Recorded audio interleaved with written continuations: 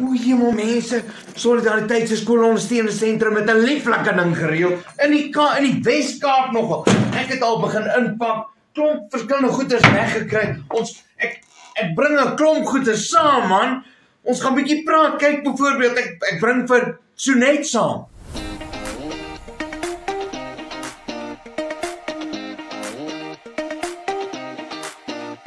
Hallo julle, ek is Sonet, ek is die bemarker by Hoërskool Noordheuwel. Ek en GP kan nie wag om op 8 November saam met julle te kom kuier nie.